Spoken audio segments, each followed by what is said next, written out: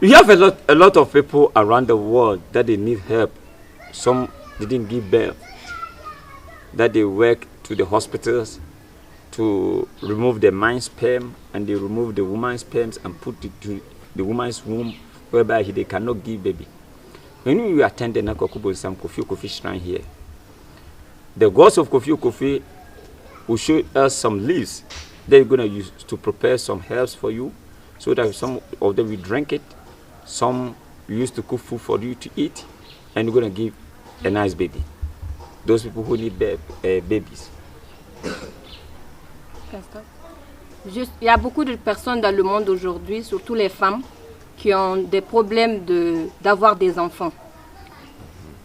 Aujourd'hui, si vous arrivez chez moi, j'ai des herbes que je prépare et vous allez boire, vous allez mettre avec la nourriture, vous mélangez avec la nourriture, vous mangez. Et en bout de quelques moments, vous verrez les résultats. En plus, il y a des femmes qui vont à l'hôpital pour dire je veux un enfant. Ils prennent les spermes pour mélanger, pour que tu aies un bébé. Mais les produits, ça ne marche pas. Mais ici, chez moi, chez Nana Kwaku Bonsam, j'ai des produits, des herbes que je prépare pour les femmes et boivent pour avoir des enfants. Et moi, avec les vie, parce que vie d'Isia, elle est hame. Améléwa, c'est béni. Améléwa, osowa bevi, po, soula. Améléwa, o dandeo, yo mate ko vio. Nana Kwaku Bonsam le globe, et moi, nyafutuki beni legbo. Et nyafutuki beni legbo. Ne mi va boire. Edo atike de ebe wana. Ela na wola nu. Ne amegeto ile ngbodo me na ya. O dande ya. O wonde pepe na wa. Eno la fla kenken. Ye eviare. O la po via so ji. Ne ape kento wa. No po la gbo. Ah. Kemi o kaka. Ami ava jivia. Be puissance wa edo. De nyonde pepe ngba ava ji. Fanvi ke obere. Oh, yimba nimdovio afile pepe ko tono be machiare oh lalo va et là ouais non no jeme que mele no bon file bro vigbe me vi biba ero yare bro teme parce que de temps de là o la vi poto de temps azede me de temps o blon ni de na jipon ma miza ko kaka fi bon fi Misa quoi dit ma elle a dit que elle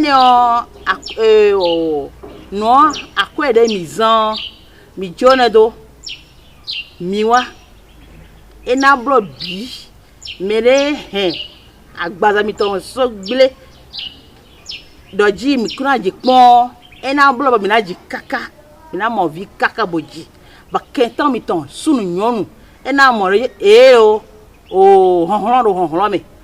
Donc, à donner ma omedevo, mais le viba, mais ma jet agbade o, ma so gaspiller à quoi mi tende, mais na yé le gomme, ma chia, ma jet, mais zuji mi yé go, et ma so blome o, mi ont très mi a fi, bon mi na mo.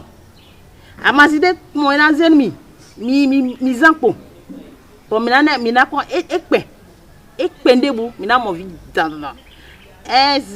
Même ba enyi no bia.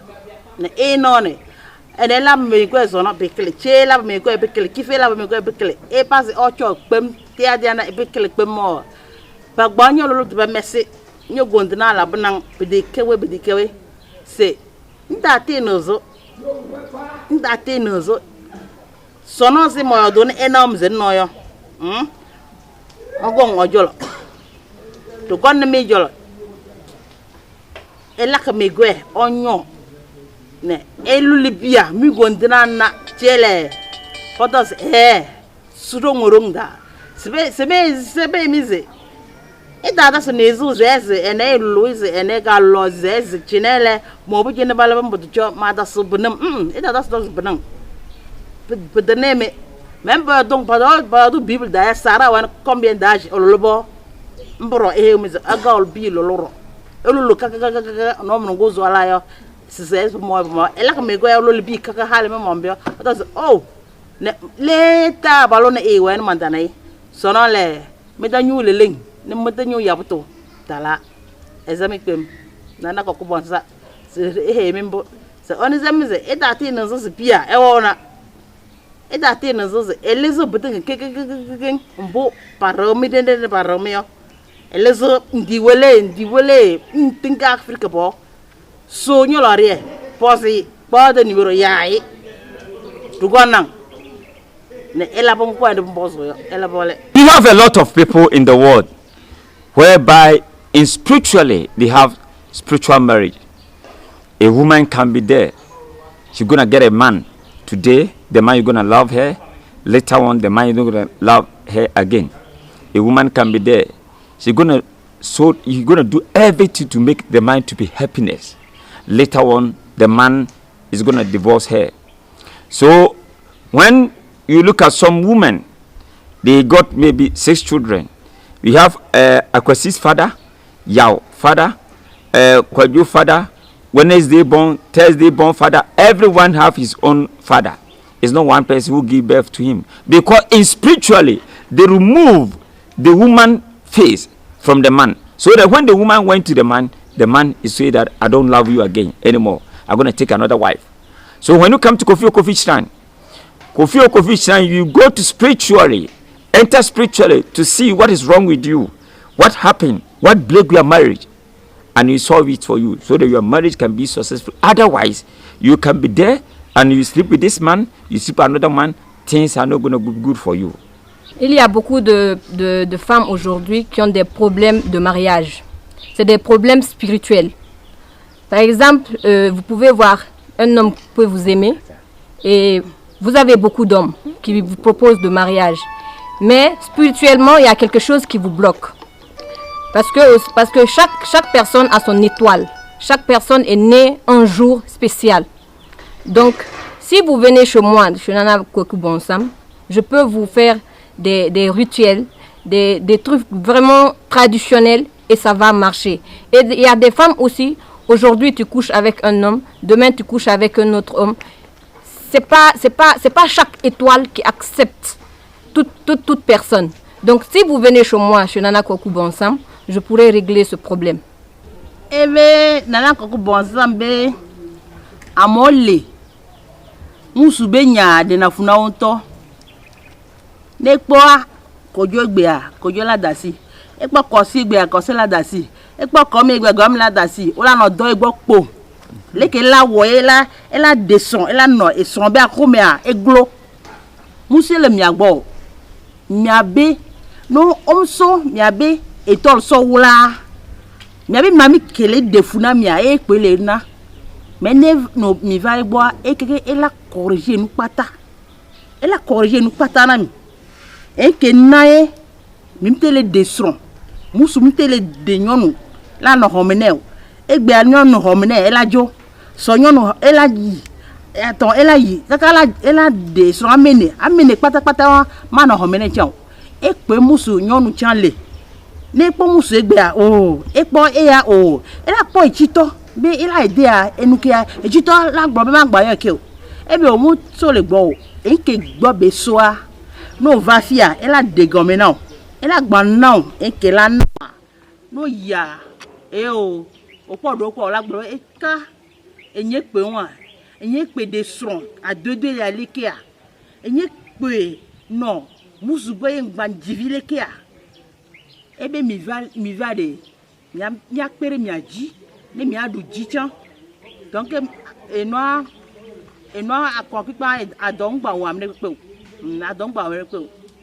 ene Nana Kweku Bonsam ro chike e mele timbo asuhwe no glo ye kaka e da mele gbe o sana la da melevo ayona da melevo e na asuhwe epe e si noa e soro mi di abe bro ha miwe ne mai oyi etol miton vozi wala alin do miton vozi wala o ene mami mi tonero jimi ton mami mi tokpo se de mi no don eno cha donc mi afio ena blonde ni bo alina hunu mi na mo asuboda asudagbe boda asidagbe boda asududio po asididio kunyin ndagbede o nu pete de me donc eno je ko ne mere blomi bo eglo egon eno glo pon gbere a et ya go no ko e le ngulo mi ve po mi wa mi na mo résultat cha cha cha kunyi yibo a wa po e blo no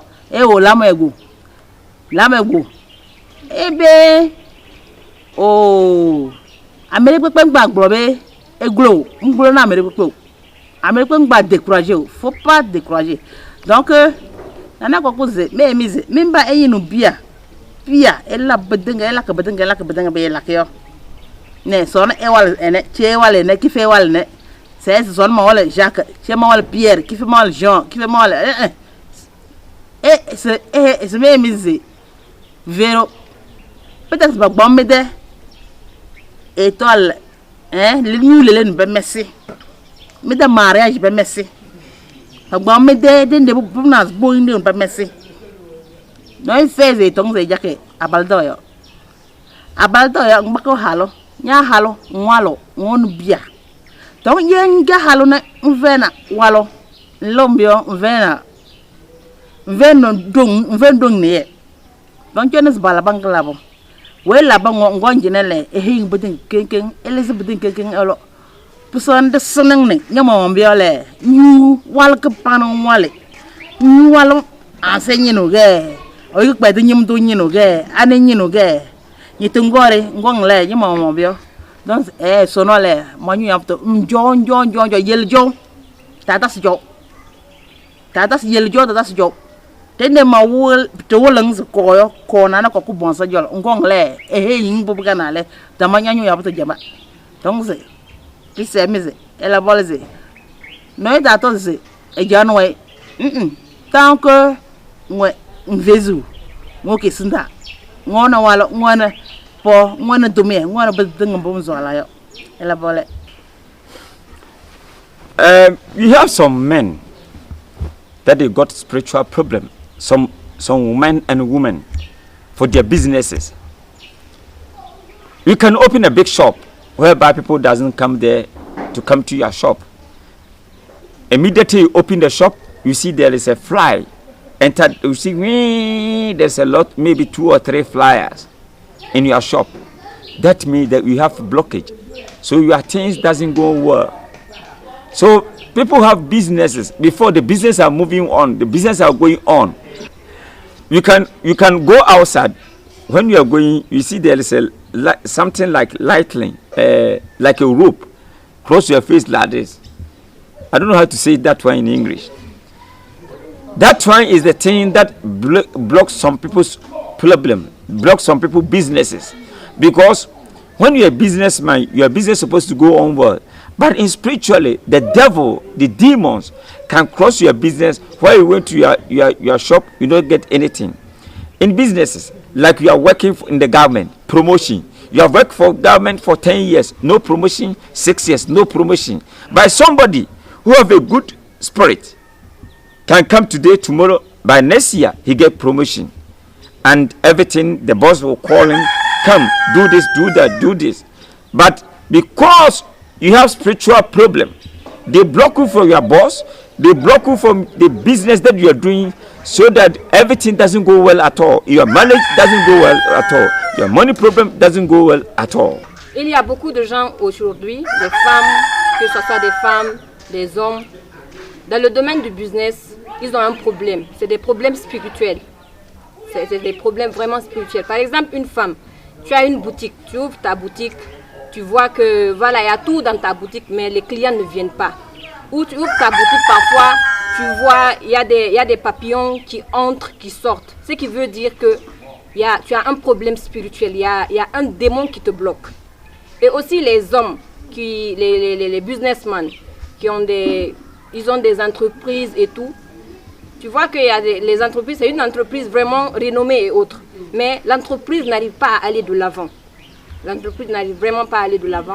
C'est des problèmes vraiment spirituels. Beaucoup ont des problèmes spirituels. Par exemple, tu travailles dans une entreprise avec ton patron pendant des années. Tu es là, tu travailles bien et autres. Tu n'arrives pas à avoir une promotion. Ce n'est pas parce que ton boss il ne t'aime pas, mais c'est un problème vraiment spirituel. Quand on dit spirituel, c'est un problème vraiment spirituel. Il y a beaucoup de gens qui ont ce problème. Tu vois, il y a un de tes collègues qui vient d'arriver 1 mois ou 2 mois après. il a une promotion. Le boss l'aime, à chaque fois le boss l'appelle et autres. Ce qui veut dire qu'il a quelque chose en lui, au fait. Donc si vous avez des problèmes de ce genre dans votre boulot ou dans votre business ou dans votre boutique, n'hésitez pas à venir chez moi. Je pourrais vous trouver une solution. Nana koko bonsa be amelole o diplôme o bang bang e le homena o te le po do tia amelole o ko do o ho egbe o la nye o ho eso la nye e wo nkenti o muso le gbo o aze obesi wa kuma da aze pete le gbo obesi wa kuma da o so sodo enu gomme be o mate réussi o leke o la school kaka o la ho diplôme o mate ko do o munyore o la di gomme ko bere nkenti o nana ko pensa le toron be maton be egbea sugbe o la ti tere de ko ji ameka mu no diplôme le bureau me o ya do diplôme jo la home o mu le do re pe o azele gbodo le defuna we o munya. Oh, si tu es de Dokoji, nous on va les boire. On va. Et que là, on a. Au tout la globe. Fifi, on laisse gommer. Et dès que tu es nana, ye, on l'a dormi. Je vais zéton à la tombe et d'or bleu. Et dès les gommer, et que les gommer, et là, des tonneaux, la porte, la porte. Et so. Oh, que on les co, soit. On la va les beaux, la bio. On la bio. On la gana, ok. On a tombé et donc on le moule marché la porbe au sodo et nous gomme a méré des beaux domaines à coco ya méré moule jibe évolution be o mak po do ne mo do nka o la do ne o mo do a nka o la do fait de moi et ti o ade tu vas voir la nya bere oh si te do ko be o wona oye o va fia ameki wona o to la po ye nana ko ela arranger no keke no o na no dome ameki o le dome kaka o le ho promotion o le voyager o le ho promotion o ya gba note afika o le fu pin o la bi o ko be o nke ti nya amon le voyager amon le rodo amon le grade par grade nya gba po téléphone o tona do ko bere o kudo ye scripture be nuye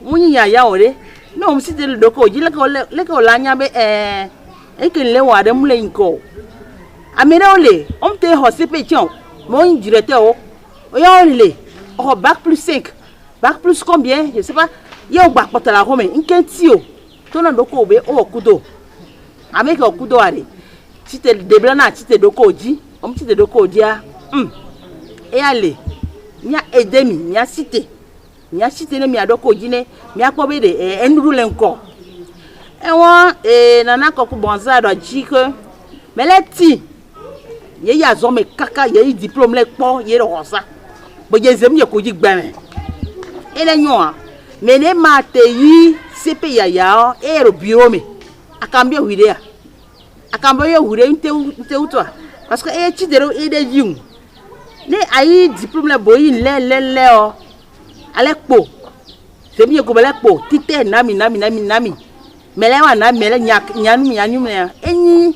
o no wunya si nu ero atekpon bo ti te du gureu bo wa gonton awa nde de o mina blonu e mi blonu e o hore so amo wi de je ko e o dion jijan arakabi akoma azo ba arofide ganto yo nyiwanu e ha so onyawe ale modevo ai ho ole nya ole modevo bolero kakaro je etikono ga agbon ni gba pe azepete re gule azene ole je ko no glomile ame e glomile ami na clewe je ko nuro nume njome abakaka na modona akana do aleto je ko melena ti fole no ti be ye no blonu be no dia awa gonton azode ado le bande o eje amo dan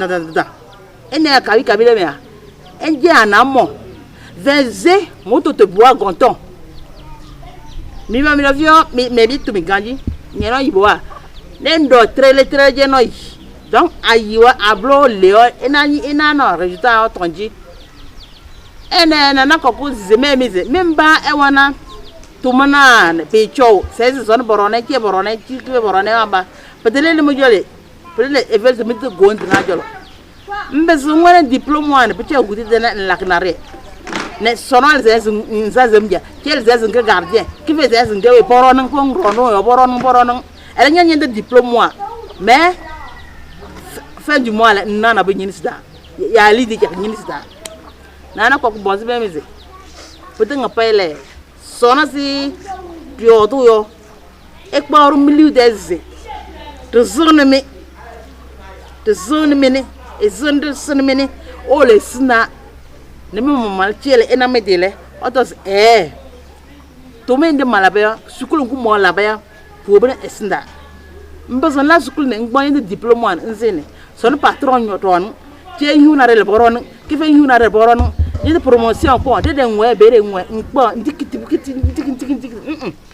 Na ko ba. Ngbo. C'est également de décourager parce que là vous de décourager. De ba gbanya ñu le leng ba merci bere. Kwe singe nyene. Non, mbo pumnaze nane chendo nya hal to nyi bi to kas nya hala la yo nja zez nja yem pu to plaba ngo tawana no yo e de manyozo ngoma mborbo zer la bon war la kan nya do medinga pole senda ela bole. You have a lot of people around the world that they want to travel. Even in Africa, they want to travel to Europe.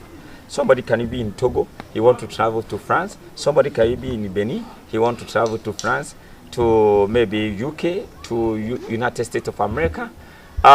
Whereby you go to the embassy, they go immediately. You went there.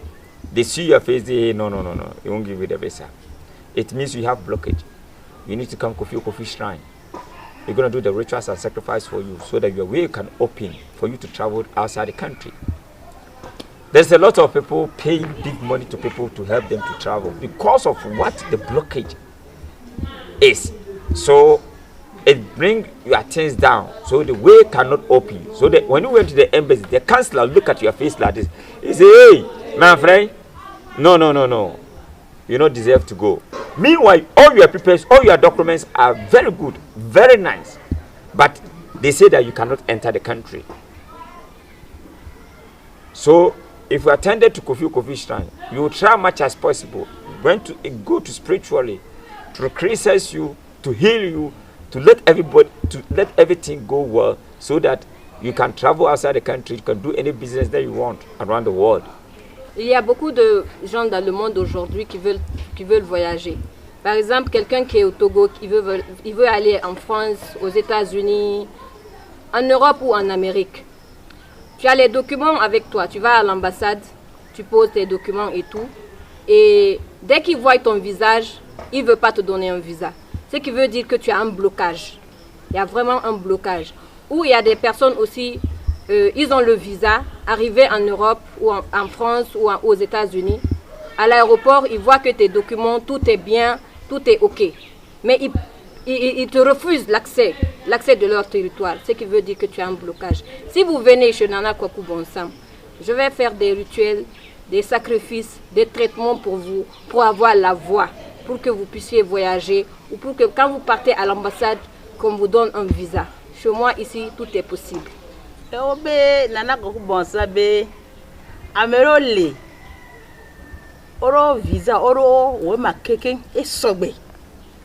Et sogbe kekembe elatendo avion game sube la ya obe o mate yo munya kezon ya o tout mon ami onya make do la voyager boy France Amérique Canada yovoda afi ya ape étoile b oya onya make la voyager so gomme no so bloqué na wa o matin voyager ore. Non, si tu as dasio, la zanga, la dasio, la zanga, la revisa quelqu'un, mais joujia, faut nous voir là, on l'a bloqué non. Voilà bloqué na, on l'a bien de ko bere ah nkentio. Parce que on les vivité mais on les kudo. On le kudo. Nana ko ku bonsa to nombe, ma to ma globe na mi be. Oh. O nu me esogbe be o la du o la duye. Esogbe o la duye. Amérique ma pa bloqué ke o.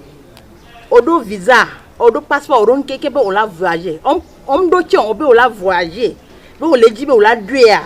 Ye no le balancer odo ga o le gbo pe o la wa o le tono be o ma te won nkume o so aze o so na me be nkume o idon mu nkume o la po ame be nkume o pona no po ame abe nkume o la nya o to ne le be nyina o ya wonu o keke jugo loli be o la ho bien dans o la ya o be impossible la bloto bere mu nyo we ifuno ame ke okudo a ebe nkume o le po ko le pa ordinateur mais o le pa wa wo munye we o la globe tro avant yibo ko so chona mia e be la de avant yibo so dagbe de la do avant he na mi ni mi a voyager fa ke mi avec ke bledia be e won côté a elle garantit les gbotia e nana ko ku bonsa ro jike mais no timbo yedo visa boro passeport boro nu biti bon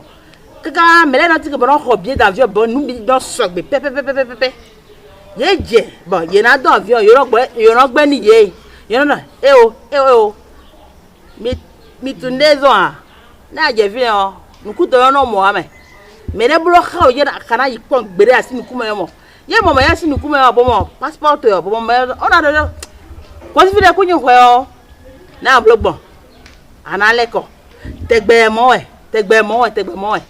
nana ko ku bonsa no do chiko ene o azewe ndo no sin kosin adena chidero wideun awa gonto mele na ko blo no mblo nu a visa amo visa bo blo kete ye me boy no blo po bo no blo hawe jewe me eye go a giside me awa alina hunu pete ai vai firi ajro ara jete firi jro ayi we ene o mere buna dote a mede buna dote a avant oui les autres bo chondo nkuteme bon neje anayi ya do avion bon mere blo khawe be me na ze agbaza to be na pon ku me wodo okunyo wa na da vo na bo ze ngberu fire bo ko edion avo bifi business story arubiblo ya bien ayi anayi vo avo bo vile bu Amérique ya France ya Canada vile joyo avo ayi nde donc atuje were siro ne ayi bo ogbe visa no yo donu hide je logo azewero tagba boze agbaza te boze nkutome boze helena ne oze helena ona do jele wera dio asidia ye mo ka toji yo mo nkutome yo azeze me yaze nkutome yo asidia mo ye no blo gboyin ne ina ji ko ene o awa avo wiwi ne de ocho gbeto de no mokoton ro gudo to e bono ze agbaza mokoton bono blo ina de agbaza mokoton ro jito e ina ro ye mokoton ro jito bono ze o ye to ina no gbeje laissez passer amo donc adoni ma on vient atero bene ro fiwe ya atero to atero fi de bu a 50 ans mara ko chite alors sonenyo egbeja anajara do e ara na voyager azan ko kaka bo e ara je logo akoyo e don ya e si don mo ayi fine kaka ma sin ko ba na yi fine kaka ne na bo ko anayi file aje e won na ko ku bon saze lenize mimba elaba visa ne ela passeport abitenga kekenze ela kijala voyager sonze mo que français que mo que américain que parmi zone parmi je pas carte visa o mo mette carte d'identité rombia c'est problème e que naze o que o mo le we elaba me e gba mette tokono osu e dalo le bo jong nan le dak nyama mongom na bo yo nyede carte d'identité o pana le lole bo yo nyes dala ban le poro nan pensi désolé poro nan pensi de kanyale donc bon pan na zung bu pan na zung c'est nanas be mizi ye panya de ngo to kongo pozungze pequena mboze mbazon la voyager mbazon ngol de noyo nyanyi de passeport nyanyi de bete nyanyi de lidene mbazon la voyager c'est aye ndi wele ndi wakana dajine ge ne onodang ne kabie ne awuna ne fonde ne langongo quick baka ngoye na onyozon ne bredang che ndomze prene jego sono mbazo no sono le che brewle ndo nhapane nhanyanye mapai menye buja di yo njon ndong re jobe pe chong da ga ngo bujo pai dende podong se be choyo le heus bujo bo yez na la kne pas voyager facilement et puis nyale peut-être nyere sa nsambucho choda zib dak nyama man ngokna ngoki le ngoki la dépenser le be comme nyeli die mais que podong se olendele on osunyo do ko le podong se ai manja tak nyala kan voyager ndas he nyanya zai tak nyama mango buna ka ko ngubu da buna zungol tak nyama mango buna le bona nyede do ko nyede tonu no osu e dalo le pana passeport le ko le pana nyesina le ko donc elezo bulletin apembone olo nyama mole ngen nyat yoyo na mbazana voyager de ngbazu ngolo nzole de ngoki donc ezemes la base elle avait confiance elle a dit peñozo peut quelqu'un elle a volé. If you are a pastor and you need help, you need powers in your church to make signs and wonders, to prophesy, you need to attend Kofi Shrine. I have only 2 numbers because people are using my name to cheating people. If you ask him whether he will tell you. I have only 2 numbers. The number is +233 540 73 73 73 +233 540 73 73 73 and +233 246 07 6448 +233 246 07 6448. You can see all the numbers running at the down of the screen is my personal number. Thank you. Si vous êtes pasteur et vous avez une église, vous voulez avoir le pouvoir dans votre église, vous voulez avoir des clients, venez chez moi, Nana Kokou Bonsam, je pourrais vous aider. Et pour ceux qui voudront mon numéro, je n'ai que 2 numéros parce qu'il y a des gens qui utilisent mon numéro, mon nom pour arnaquer d'autres personnes. Je n'ai que 2 numéros. Le plus 233 540 73 73 73. Plus 233 540 73 73 73. Et le second numéro c'est plus 233 24 60 76 448. Je reprends. Plus 233 24 60 76 448. Je vous remercie.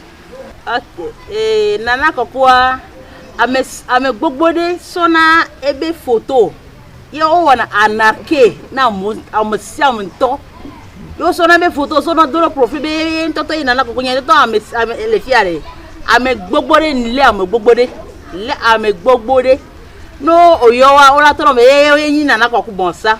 O aje munye o Nana Kokwa bonsa do numéro amv. Ye manna mi fije. Ne mila yu ne mila yi. Mila va egbo terere. Amele gbo gba toron be eyin o Nana Kokwa bonsa be leke o mi gba hogbe o. Yen toto mila yu. Mila yu do 0 plus 233 24 60 76. Donc, je reprends. Plus 233 24 60 73 76, je prends 76 448. Notre numéro est 233 plus 233 54 0.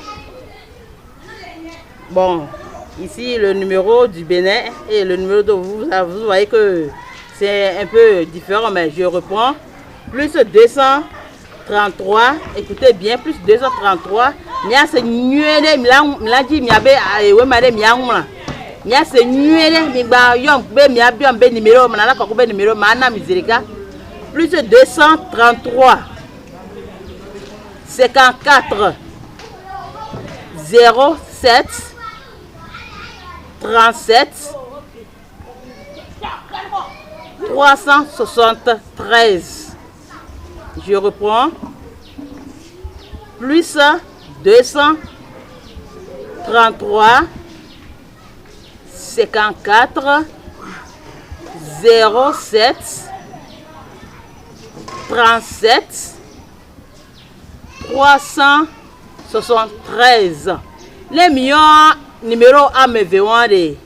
Miaje nana koku bonsa be numéro aji. Ene nana koku bonsa me gegele no anarke me gegero Facebook dio ya. Tu te vi you know ce numéro to bon you know ce photo to. Bon zero nukon.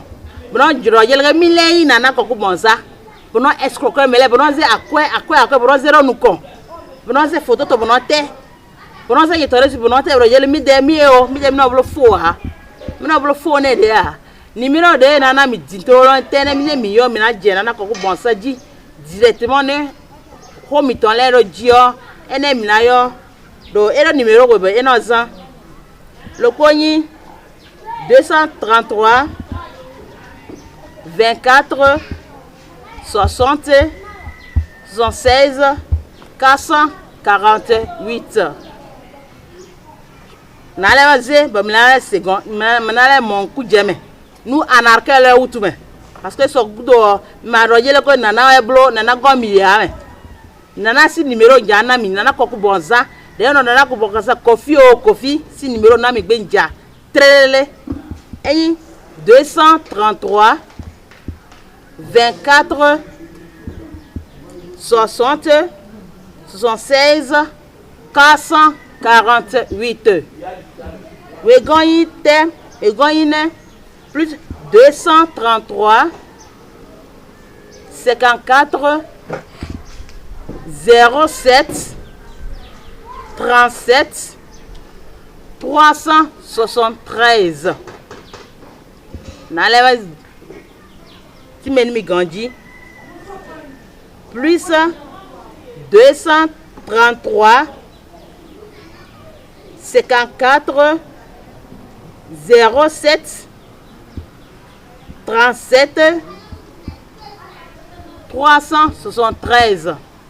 Ne mion numéro ne dio mina je nana koku bonzaji mahami nana koku de numéro ngo ebezo eya ene oko ojolo terere bare nde woyo mo ya boss mze ede numéro galango de numéro ngo el galango donc mahami de numéro ne pusane enyel parce que eya webala ka anarke ba ko de photo passer sinale photo mbale nana koku bonza ayo pisa ba mo milidi ne bodake ba mo milidi ne bodake ero ko parce que ba ko de photo ba ko lidi na ba so sina da peut-être kambo ono le la ko de la ka snamba donc ede numéro ko mahami le yo eya trelele ne elem jew donc ede numéro na le e wana plus 233 54 07 37 373. Les collègues plus 233 46 07 oui 233 24. Et moi jamais 233 24 60 76 448. Et un numéro ndeka pasteur, ndeka prophète, ndeka djoche la rone, ngoki djoche musulman, ndeka indien, ndeka bouddha, ndeka we. Lui il est unique. Dieu est unique. Donc même au soleil au sokurum de kerzo donc les datos mo gine yo mo gine bi chogo yo les mo le ko mo le ko da na zo gre bi chogo les bere donc me dinga pay e bezo ko nga pasteur go jolo nga prophète go jolo nga imam musulman ko ndike indien Jean Bouddha ko ndike we nzo ngo na se lak be lake ko nyin ze hang dong ni mo be nsonla la royo mbozongo donc eroji ateyi pastor ateyi prophète ateyi o imam ateyi o Bouddha aro honlamba ndebu aro biblobo no aro kuglobore doyiwe yo wa gonton ela na wa chedevo parce que ne aro biblobo no aro bigbede tunjele ko mere vutin nu gulebro hien glewe honlome achero acheji donc awapio ena le bloro bi aje don aje totobe don ana munu sisi ne azende ojawa nubina wele azende abjablo numere vo meo aloto na sekpe mele no blobo no dia ntetu ne ama ko aloto ganjo ekujo nde ona oreso no na kuji afio ena ko me bi bo me bio na we pebebebe e won na be amisiame oteyi pastor oteyi prophète ya oteyi imam musulman e amu gbe na pe onyi Jean Bouddha nde pepe aya mu gbe na mere pepe le fio amisiame ma o de kai mileto donc onya be ole wonu enu le sole e no me na église me na alors mosquée me na alors afide e ole o onyi spite be nu e no ole wo e no mu le wo do a mu le na enu mu le na nde pepe ade o la va egbo ne o va egbo kwa de ila pere ti no enu na sogbe enu ala sogbe parce que e toto cha le ke la wone amesiame la po vivo a o va ne pere ti o je on la pere ameji alo mu yin ne a ha no o le wa no mu le diwa de va ila na secret de ne wo nu enu ala di nwere ye da pe na mi be ne mi yo numero 1 eye be numero 1 lo ne me de pepe oyo ne munyi numero 1 munyi na ko kubonsa ke numero kenamia nda pe na mesiame ewa.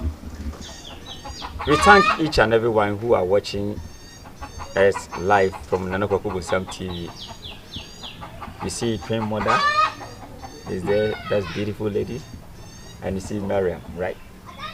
Mariam also is here.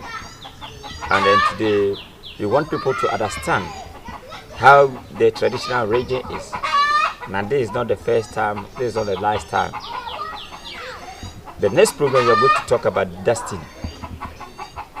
So thank you so much for watching us live. May God really and our sisters bless you all. Bye bye. Merci à tous ceux qui nous suivent partout dans le monde. Merci de suivre la chaîne Nana Kwaku Bonsam. Aujourd'hui, nous avons reçu la reine mère du Togo, une très belle femme. Merci. Et moi, je suis Barry Mariam. Et la prochaine épisode sera un autre sujet. Et nous vous remercions de nous avoir suivis. Merci beaucoup. Mariam from Guinée, je viens de la Guinée-Conakry. On diarama na la ton comme woni Mariam Barry au Conakry iwi comme Pullo Dimo du Fouta Djallon. Merci beaucoup. Egbe a mi da pe na mi kaka. Nana ko da pe na mi, Yesu da pe na mi. No vinye Mariam chan da pe na mi. Be mi amesia mi a vonvon mu le mi o. Etenyi coronavirus ke le ami adunu. Ni adunu kokokokoko. Amere pe mgbagbo be eglo. Egbe to a mi ano te fie. Ne épisode de poto a mi agba de gomina mi. Enkele je agbe ami a deka e mi ase. Enketi mi le nko a e mi toto mi ase. Ene egbe ton menaze holo 0 fi. Nana kokoro jike adonu ma umi o adore te ro umi ategbon fi be glo yo ena glo ye pongbere a egbeton ena zero minaze horo fi devo mi o minale kende ho devo roji parce que ko le ro po nde o ro wa me o e ro po gegege nyo remere abire nyasimbe du Togo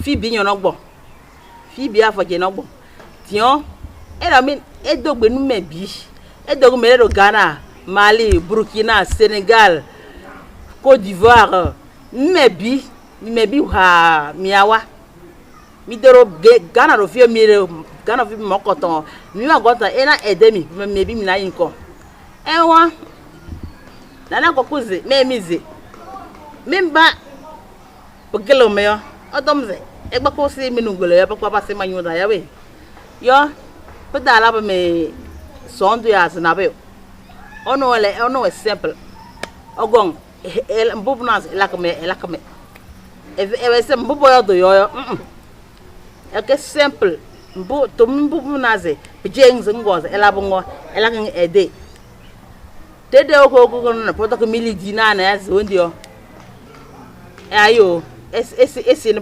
kamanga lesi ne bere me heyo ne me eba gana dajine nga gutokoldo anya gutokoldo kablondo basar chokosimo bandi keledo ndike Ghana Bénin, Mali, Sénégal, Côte d'Ivoire, et tu dis que tu es un Africain, il te reçoit au monde national. Donc Nana Kokubosa vous dit merci sur TV et je vous remercie à tous et à toutes. Ici c'était la reine mère Abiré Nyassibé du Togo. Merci.